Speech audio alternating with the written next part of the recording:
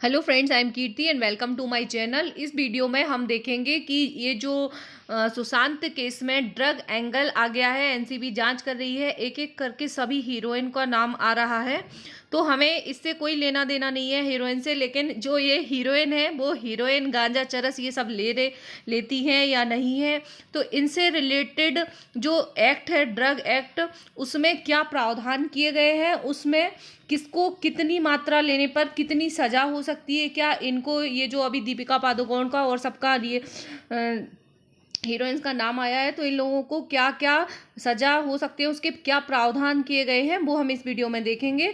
तो चैनल पे नए हैं तो सब्सक्राइब कर लीजिए और बेल आइकन प्रेस कर दीजिए, जिससे आने वाला वीडियो आपको मिल सके। और लाइक एंड शेयर जरूर कीजिए।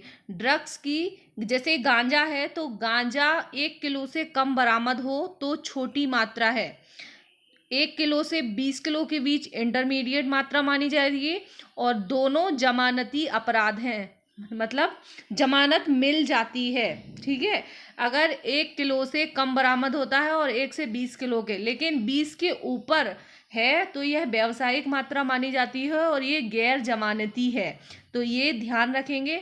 और चरस, कोकीन, मैरिजुआना और हशीश, ये जो 4 चीज़ें हैं, इनकी 100 ग्राम से कम मात्रा छोटी मात्रा है और जमानत मिल जाती है, लेकिन 100 ग्राम से 1 किलो तक मात्रा हो तो जमानत तथ्यों के आधार पर मिलती है, मुश्किल से मिलती है। मतलब इसमें 100 ग्राम से 1 किलो है तो भी बहुत गंभीर मामला होता है, और 1 किलो से ऊपर यदि है तो जमानत नहीं मिलती है। चरस, कोकीन, मरीजुआना और हशीश, अगर आपके आसपास या कोई है तो भी आप लोग ध्यान रखिए। और हीरोइन जो है 5 ग्राम से कम मात्रा, ये हीरोइन एक्ट्रेस वाली हीरोइन नहीं है, ये ड्रग वाली हीरोइन है। हीरोइन 5 ग्राम से कम मात्रा, छोटी मात्रा है 5 ग्राम, याद रखिए। और यह जमानती अपराध है, इसमें जमानत मिल जाती है, लेकिन यदि 250 ग्राम से ज़्यादा होती है हीरोइन किसी के पास निकलती है तो ज़्यादा व्यावसायिक मात्रा है, और इसमें कम से कम 10 साल तक की सज़ा का प्रावधान है। तो अब हम देखेंगे कि इस एक्ट में जो ये एक्ट है ड्रग से रिलेटेड, एनडीपीएस एक्ट जो है 1985, इसके तहत सज़ा का क्या प्रावधान है, किस किस सेक्शन में सज़ा की का प्रावधान किया गया है। तो सेक्शन 8C जो है वो जानबूझकर ऐसी कोई संपत्ति खरीदना या उसका इस्तेमाल करना जो इस कानून का उल्लंघन हो, इसमें ये दिया गया है। और सेक्शन 20B जो है, इसमें यदि कोई कम मात्रा में प्रतिबंधित ड्रग बनाता है, अपने पास रखता है, बेचता है, खरीदता या इस्तेमाल करते हुए पाया जाता है, तो उसे 1 साल की सजा या 10,000 रुपये तक का दंड हो सकता है। मतलब अपने पास रखे, बेचे, खरीदे, कुछ भी करे, ठीक है। यदि क्वांटिटी थोड़ी ज़्यादा है लेकिन कमर्शियल क्वांटिटी से कम है तो 10 साल तक की सज़ा हो सकती है। और साथ इन्हीं सभी धाराओं पर रिया चक्रवर्ती पर केस चल रहा है, एनसीबी ने जो लगाया है। और साथ ही साथ जुर्माना 1 लाख रुपए तक हो सकता है, और यदि कमर्शियल क्वांटिटी हो तो कम से कम 10 साल और अधिकतम 20 साल की सज़ा और 2 लाख रुपए तक का जुर्माना हो सकता है। तो ये है सेक्शन 20B, इसमें दिया गया है कि अधिकतम 20 साल की सज़ा और 2 लाख तक का जुर्माना हो सकता है। और सेक्शन 22 में क्या दिया गया है, इसमें दिया गया है कि कम क्वांटिटी के लिए 1 साल और उससे ज़्यादा क्वांटिटी में 10 साल, और कमर्शियल क्वांटिटी में के लिए 20 साल तक की सज़ा दी जा सकती है। यदि व्यावसायिक स्तर से जुड़े हुए हैं किसी ड्रग से रिलेटेड, पूरे चेन सप्लाई जो है धंधे से जुड़े हुए हैं, तो उससे 20 साल तक की सज़ा हो सकती है। और सेक्शन 27A कहता है प्रतिबंधित ड्रग से जुड़ी गतिविधियों को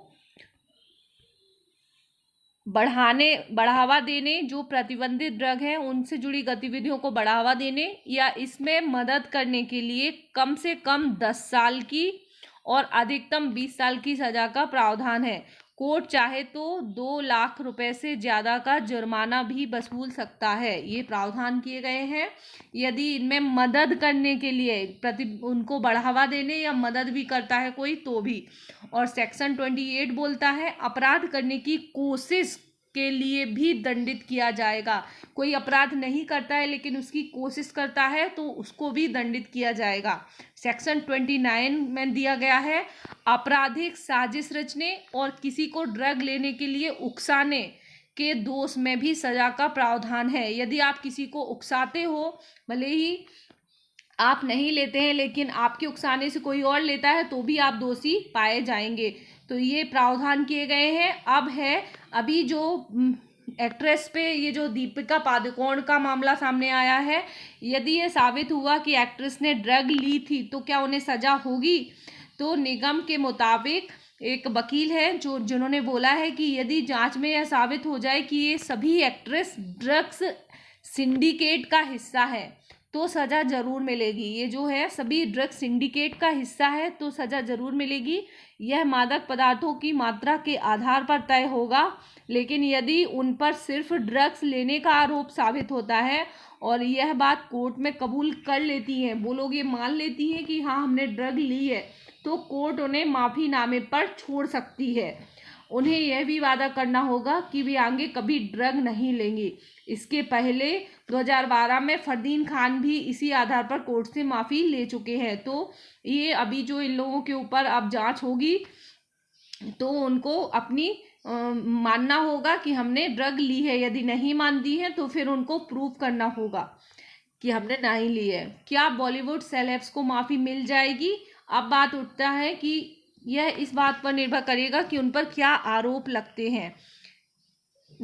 निगम के मुताबिक जब 93 बमकांड मामले में सुनवाई चल रही थी तो एक एक्टर के वकील ने अवैध हथियार रखने के मामले में इस आधार पर माफ़ी चाही थी कि उनका बर्ताव अच्छा है, अब अच्छा है। तब निगम इसके विरोध में थे। उन्होंने कहा था कि यदि ऐसा किया तो दुनिया के सामने यह संदेश जाएगा कि जो बड़े सेलेब्स हैं उनको माफ़ कर दिया जाता है और देश में सभी के साथ समान व्यवहार नहीं होता है। इसलिए अब इन लोगों के ऊपर भी उसी तरह के मामला जाएगा जैसा कि इसमें एक्ट ये जो है इनकी सभी धाराओं में है। यदि ये लोग मान लेती हैं अपनी तो फिर इनको सज़ा नहीं होगी और बच जाएंगे। तो वीडियो पसंद आया है तो लाइक एंड शेयर ज़रूर कीजिए अपने व्हाट्सएप ग्रुप में। Thank you very much for watching.